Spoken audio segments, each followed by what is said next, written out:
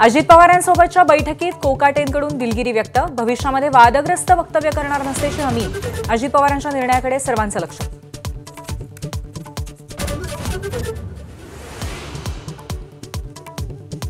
पावसाळी अधिवेशनानंतर राज्य मंत्रिमंडळाची आज पहिलीच बैठक. मंत्र्यांवरील आरोपांवरती बैठकीत चर्चा होण्याची चिन्ह.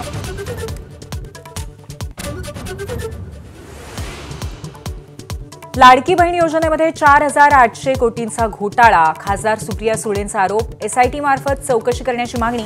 एकट्या आदिती तटकरे नाही तर संपूर्ण सरकार जबाबदार असल्याची टीका.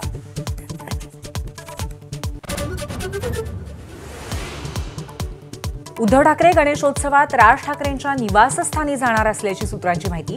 27 किंवा 28 ऑगस्टला उद्धव ठाकरे शिवतीर्थावर जाण्याची शक्यता. ऑपरेशन सिंदूरवरच्या लोकसभेतल्या चर्चेचा आज दुसरा दिवस. अमित शहा, राहुल गांधी, अखिलेश यादव यांची भाषणं, तर पंतप्रधान मोदी काय बोलणार याची उत्सुकता. राज्यसभेतही चर्चा होणार.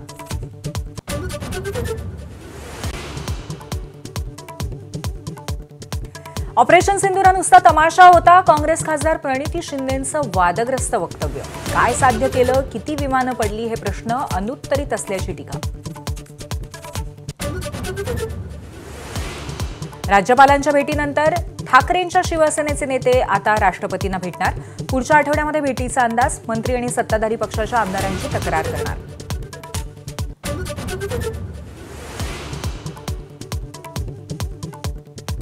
ऑपरेशन महादेवमध्ये खात्मा केलेले दहशतवादी पहलगाम हल्ल्यातले असल्याबाबत साशंकता. हमजा अफगाणी आणि जिब्रान अशी मृत दहशतवाद्यांची नावं.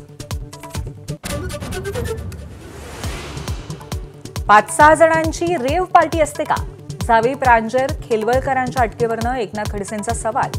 कुटुंबाच्या बदनामीचा प्रयत्न असल्याची टीका.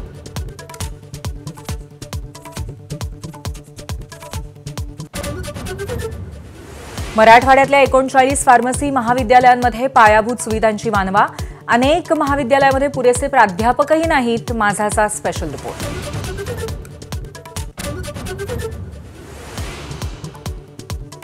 महाराष्ट्रात वसई, नाशिक आणि पुण्यासह 12 ठिकाणी ईडीचे छापे.